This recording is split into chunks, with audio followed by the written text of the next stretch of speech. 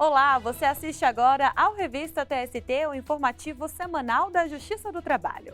E o programa de hoje vem com os seguintes destaques. Padeiro tem justa causa revertida após comentário contra a empresa no WhatsApp. Bom histórico disciplinar foi considerado para afastar a penalidade. Jogador de futebol consegue rescindir contrato com Fluminense. O clube ficou quase um ano sem depositar o FGTS do atleta.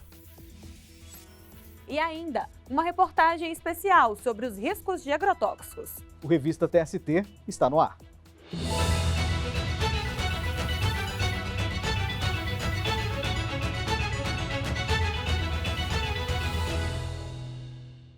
Começamos com um caso julgado pela seção 1 de dissídios individuais do TST.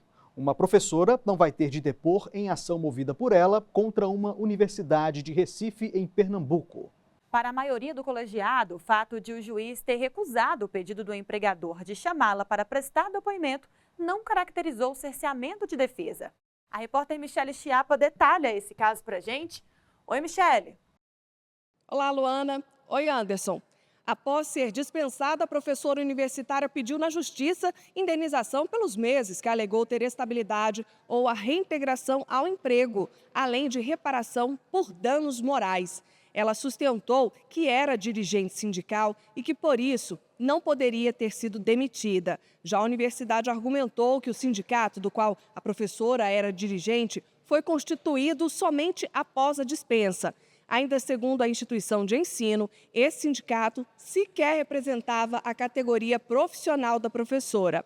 Ao avaliar o caso, o juízo de primeiro grau concedeu a reintegração à empregada, mas a decisão foi modificada pelo Tribunal Regional do Trabalho da 6ª Região em Pernambuco.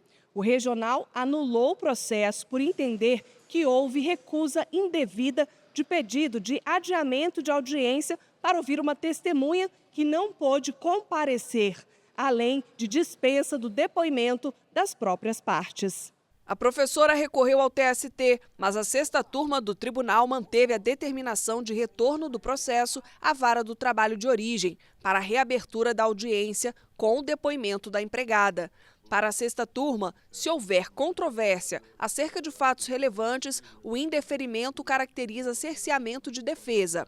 Isso porque o depoimento poderia resultar numa confissão ou até no esclarecimento de fatos. A professora, então, apresentou embargos à seção 1 de dissídios individuais, órgão responsável por uniformizar a jurisprudência do tribunal. O relator, ministro Breno Medeiros, assinalou que no processo do trabalho, a escuta pessoal das partes é uma faculdade do juiz. O julgamento da forma propugnada estabelece que o simples fato da empresa pedir que seja ouvida a parte ou o próprio reclamante que seja ouvido o preposto, certo? Sem uma necessidade, de repente, o juiz entende que a matéria não é necessária, não traz a controvérsia, me parece ser esse o caso trazido aqui pela tribuna, ele não está de acordo com a legislação, com a CLT, tradição inquisitorial do próprio processo do trabalho. O ministro Alexandre Ramos também entendeu ser uma opção do juiz ouvir as partes do processo. A legislação trabalhista processual, informada pelo princípio da simplicidade, certo ou errado, estabeleceu ao juiz da instrução esta faculdade de inquirir as partes. E não fazendo, me parece que não há como impor, e aí parece que o sentido é inverso, exceto se demonstrado um impedimento assim, absoluto, poderoso, impor ao juiz da execução que o faça. O ministro Augusto César abriu divergência. Ele assinalou haver uma distinção entre o depoimento pessoal, regido pelo Código Civil, e o interrogatório. A situação é até mais gravosa para a empresa, porque o trabalhador ele é senhor dos fatos, ele terá vivido os fatos da causa. E a empresa, no processo trabalhista especificamente, ela pode se valer da representação de alguém que conhece os fatos, mas que sequer a representa, se não na audiência trabalhista, não tem a representação processual da empresa em outra circunstância qualquer. O voto divergente foi acompanhado pelo vice-presidente do TST, ministro Aloísio Corrêa da Veiga. O depoimento pessoal não é o interrogatório. Esse é ato do juiz, o interrogatório. Mas o depoimento pessoal é meio de prova. Não me parece que o fundamento para o indeferimento da prova possa não violar a ampla defesa e o contraditório. Mas, por maioria de votos, a SDI1 restabeleceu o acórdão regional e entendeu que a professora não deve depor na ação movida por ela. O caso agora deve retornar à sexta turma do TST para análise do processo. Eu volto com vocês no estúdio. Luana, Anderson. Tá certo, Michele. Muito obrigado. Até a próxima. Muito obrigada pelas informações, Michele. E logo após o intervalo, jogador de futebol consegue rescindir contrato com o Fluminense por descumprimento de obrigações. É daqui a pouco.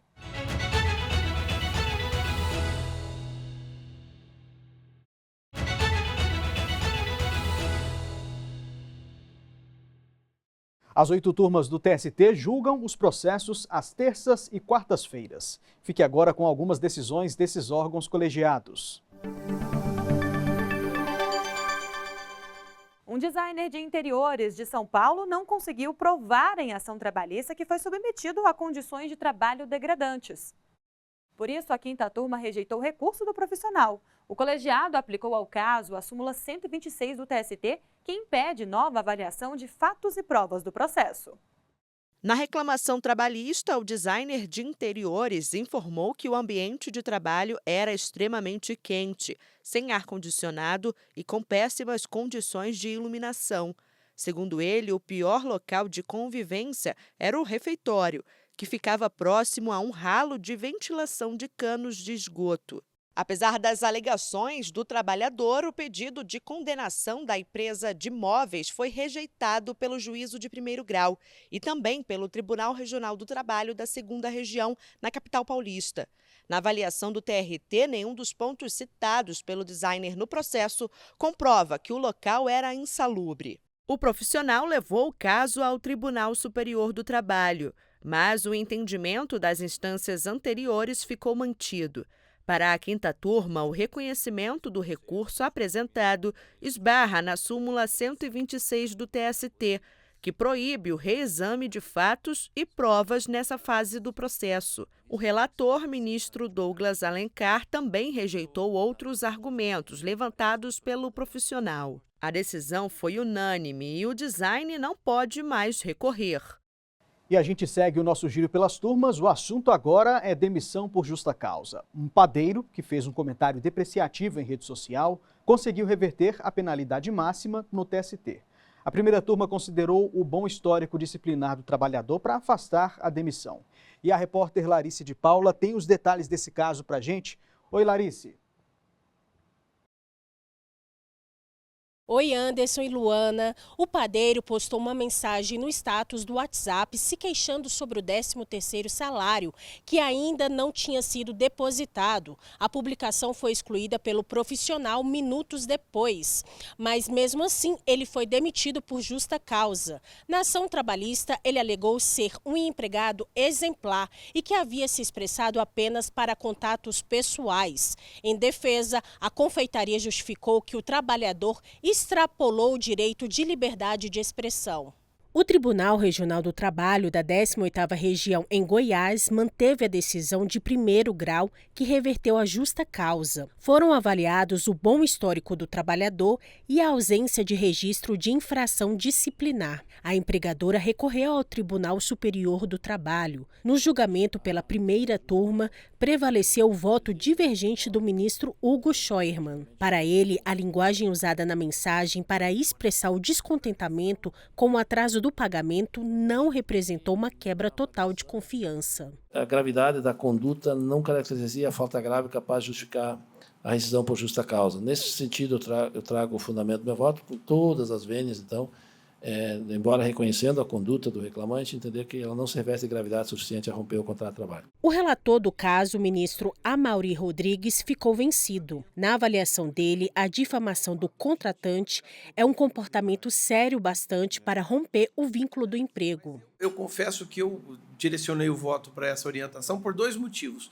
O primeiro é porque nós condenamos empresas por danos morais, por agressão verbal ao empregado. Então, eu acreditei que devemos agir da mesma forma em relação ao empregado que atua contra o empregador. Por maioria de votos, o colegiado considerou que, apesar da linguagem inadequada, a publicação breve com reclamações contra a empregadora após 8 anos de serviço não caracterizou quebra total de confiança para pôr fim à relação de emprego. Dessa forma, a turma afastou a demissão por justa causa do padeiro, que deve receber diferenças relativas às verbas rescisórias. Não cabe mais recurso. Volto com vocês no estúdio. Tá certo, Larissa, obrigado pelas informações, bom trabalho para você. E a gente segue falando de justa causa, mas agora quando a falta grave é cometida pela empresa. Um jogador de futebol conseguiu rescindir o contrato de trabalho com o Fluminense, time do Rio de Janeiro, por descumprimento de obrigações contratuais. Nesse processo, Anderson, o clube ficou quase 1 ano sem depositar o FGTS do atleta. A terceira turma entendeu que, no caso, cabe a aplicação da chamada rescisão indireta do contrato. O zagueiro Henrique Bues havia firmado contrato com o Fluminense por prazo determinado de 2 anos. No fim do período, o clube anunciou o desligamento do atleta com a justificativa de redução da folha salarial. Na ação trabalhista, o jogador afirmou que o time deixou de pagar várias parcelas, como férias e 13º salário, além da premiação pela conquista de um campeonato. Henrique Bues disse também que em 2017 o clube só depositou o FGTS referente ao mês de fevereiro.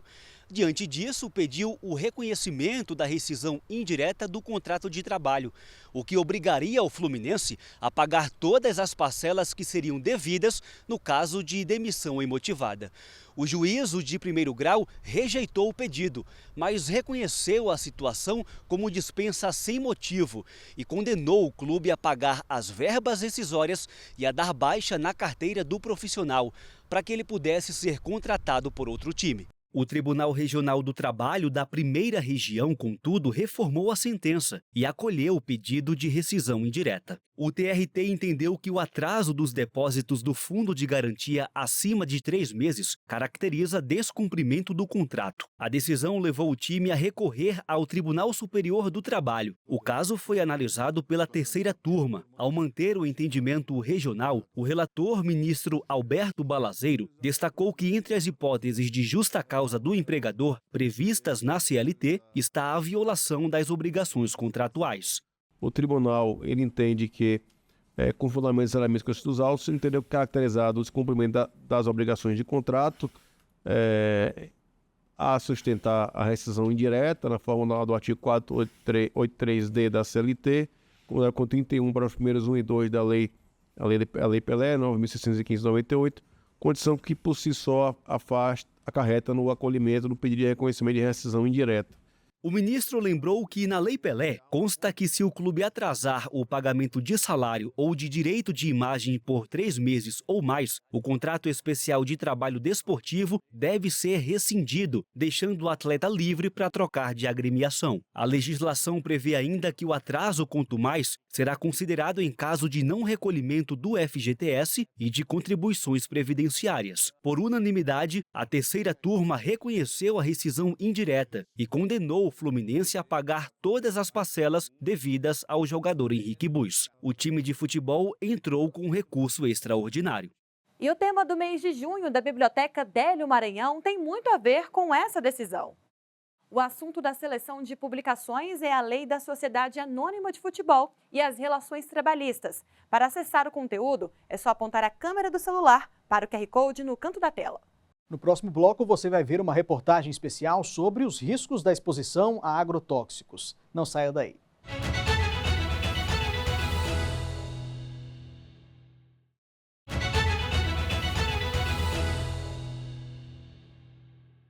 O O Brasil é o maior consumidor de agrotóxicos do planeta. Em 2021, somente para fins agrícolas, foram usadas 720 mil toneladas de pesticidas, conforme dados da Organização das Nações Unidas para a Agricultura e Alimentação. A quantia é 60% superior à utilizada pelos Estados Unidos, que ocupa o segundo lugar no ranking mundial. Pois é, Luana, e por trás desses números estão as pessoas que trabalham diretamente na aplicação dos produtos. Trabalhadoras e trabalhadores rurais expostos aos agroquímicos podem desenvolver diversos problemas de saúde. O repórter Pablo Lemos preparou uma reportagem especial sobre o tema. Vamos ver. Eles são os primeiros impactados pela qualidade dos alimentos agrícolas produzidos no campo. Trabalhadores e trabalhadoras rurais podem ter a saúde altamente prejudicada pelo uso de agrotóxicos para o cultivo. Ruim para quem planta e também para quem consome. Isso porque o resultado é uma exposição a produtos perigosos, encontrados em 49% dos agroquímicos vendidos no país. O levantamento é do Atlas dos Agrotóxicos 2024. Os riscos de utilização dos produtos são classificados pela Agência Nacional de Vigilância Sanitária. No Brasil, se adota 5 categorias, que vai do extremamente tóxico ao altamente tóxico, moderadamente, pouco tóxico e improvável de se causar toxicidade aguda. Deve ser comunicado no rótulo e na bula desses produtos para que o trabalhador tenha conhecimento dos riscos e dos perigos desses produtos. A contaminação humana pode ocorrer durante a mistura, a aplicação, o descarte ou na limpeza de recipientes. A cada ano, quase 400 milhões de pessoas sofrem intoxicação por agrotóxicos ao redor do mundo, segundo o Atlas de 2024. A contaminação pode ocorrer por contato com a pele, pela respiração e pela boca. Os efeitos colaterais são diversos. Após um período mais prolongado, a pessoa pode sentir a transpiração anormal, enfraquecimento, depressão e até mesmo sofrer um aborto. Quem apresentar qualquer sintoma deve ser afastado das atividades para atendimento médico. De acordo com a norma regulamentadora número 31 do Ministério do Trabalho e Emprego, é responsabilidade do empregador rural fornecer gratuitamente equipamento de proteção individual adequado e devidamente higienizado, se responsabilizar pela descontaminação das vestimentas ao fim de cada jornada de trabalho, disponibilizar local com água, sabão e toalhas para higiene pessoal e guarda da roupa de uso pessoal. Garantir que nenhum EPI ou veste de trabalho contaminados sejam levados para fora do ambiente de trabalho, além de assegurar que nenhum dispositivo de proteção ou vestimenta de trabalho seja reutilizado antes da devida descontaminação. O programa Trabalho Seguro da Justiça do Trabalho chama a atenção para os perigos desse tipo de exposição por meio da campanha Saúde é a Melhor Colheita. O que se produz no campo chega à mesa das pessoas. É fundamental a gente entender que alertar sobre os riscos associados ao uso dos agrotóxicos promove o diálogo social, porque não estamos falando apenas dos trabalhadores e trabalhadoras, mas também dos produtores, da comunidade, já que essa contaminação ela pode se dar inclusive de forma ampliada, gerando contaminação de rios, contaminação do ar. Então, é um alerta não apenas para trabalhadores, mas por todos os envolvidos, direta ou indiretamente, afetados pelo uso dos agrotóxicos. O Brasil é um dos maiores consumidores de agrotóxicos do planeta. Só em 2021 foram usadas 720 mil toneladas para fins agrícolas. Os dados da Organização das Nações Unidas para a Agricultura e Alimentação mostram que esse número é 60% superior à quantidade utilizada pelos Estados Unidos, que ocupa o segundo lugar no ranking mundial. A Organização Internacional do Trabalho alerta para o impacto combinado da exposição a agroquímicos com o calor excessivo por causa das mudanças climáticas. O suor eleva a taxa de absorção na pele. Os defensivos químicos também podem afetar os mecanismos de regulação da temperatura do corpo e reduzir a capacidade de adaptação ao calor. A adesão a técnicas mais sustentáveis está em crescimento, mas a empresa brasileira de pesquisa agropecuária, a Embrapa, assinala que o desafio é maior para os pequenos produtores. O pequeno, que vai estar produzindo hortaliça, que vai estar produzindo fruta, às vezes eles não têm os melhores equipamentos de pulverização, às vezes eles não têm o acompanhamento de um técnico com um conhecimento um pouco mais detalhado de produtos, para oferecer produtos com menor possibilidade, com menor impacto. Agora, como que você fala para um produtor de morango, para um produtor de pimentão, produtor de tomate, que vai aplicar hoje, que amanhã ele não pode estar colhendo? Então, isso vai da consciência e vai de um planejamento de que cultivar que ele vai usar, quais as técnicas de plantio, quais são os manejos que ele vai fazer, para que ele tenha condição de manter esse período de carência compatível com a colheita dele. E nesse processo desafiador para os pequenos produtores rurais, tem gente que refaz o caminho e volta a trabalhar com orgânicos, mesmo diante de um manejo mais demorado e economicamente ainda distante do que é produzido com agrotóxicos. Eu estou aqui na propriedade do Manuel, em Braslândia, no Distrito Federal, uma área entre 3 a 5 hectares, e ele estava me contando que há mais de 20 anos não trabalha com defensivos químicos. Manuel, o que te impulsionou a voltar a trabalhar com orgânicos? Foi principalmente a saúde, minha saúde e a saúde da minha família, né? Porque é um alimento que é saudável, que a gente pode ir na roça a qualquer horário e comer sem preocupação de passar mal, né? O que você sentia na época que você trabalhava com agrotóxicos? Quando eu trabalhava com agrotóxicos, eu comecei a passar mal, sentindo tontura, porque a gente passava os venenos nas plantações e acabava não tomando as providências que teria que tomar, que é própria, porque tem que usar máscara, tem que usar um roupão, e aí acabava a gente não usando, porque achava que não ia ter problema. Ainda tem espaço para o produtor orgânico? Tem bastante espaço, porque o consumo orgânico é as classes média para cima, porque como é um preço um pouquinho mais alto do que o outro, tem período do ano, então acaba as pessoas não conseguem consumir esse produto das classes baixas, né? Então, se pegar todas as classes, tem muito que crescer ainda. Então tem muito espaço para crescer. Mesmo nas classes altas, tem muito lugar que ainda as pessoas não conhecem o orgânico ainda. Fique agora com mais notícias da Justiça do Trabalho. O Pleno do TST decidiu por maioria discutir a validade de dissídio coletivo quando uma das partes não quer negociar. O colegiado vai submeter a questão à sistemática de recursos repetitivos para unificar o entendimento da Corte sobre o assunto. A tese aprovada no julgamento do mérito deve ser aplicada a todos os casos que tratem do mesmo tema. O TST realizou mais um encontro do curso de letramento em diversidade. Desta vez, o tema foi o que o direito do trabalho tem a aprender com as pessoas travestis e transexuais. A aula foi realizada no Tribunal Regional do Trabalho da 18ª Região, em Goiás. A roda de conversa contou com a presença de 4 mulheres trans que compartilharam os desafios enfrentados no mercado de trabalho e as próprias experiências de vida. A nomeação do advogado Fabrício Gonçalves para exercer o cargo de ministro do TST foi publicada no Diário Oficial da União. Antes da publicação, ele foi sabatinado pela Comissão de Constituição, Justiça e Cidadania do Senado Federal, e a indicação foi aprovada pelo plenário da Casa. A ministra Maria Helena Malman homologou manifestação em que a União reconhece a competência dos auditores fiscais do trabalho para interditar estabelecimentos e embargar obras que violam normas de saúde e segurança, sem necessidade de autorização do Superintendente Regional do Trabalho. A homologação tem abrangência nacional e resultou de uma ação civil pública do Ministério Público do Trabalho.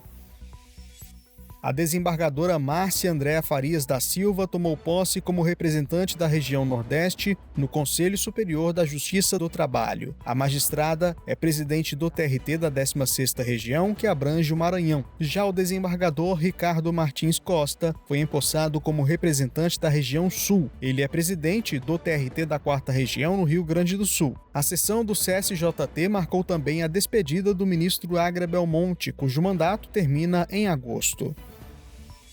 Em razão das férias coletivas dos ministros, o expediente do TST no mês de julho será de 1 às 6 da tarde. A Secretaria-Geral Judiciária, a Coordenadoria de Processos Eletrônicos, a Coordenadoria de Cadastramento Processual e a Coordenadoria de Classificação, Autuação e Distribuição de Processos vão manter plantão para atendimento ao público das 9 horas da manhã às 6 da tarde. O Revista TST fica por aqui. Na semana que vem tem mais. Não se esqueça de nos acompanhar também pelas redes oficiais do Tribunal. Tchau!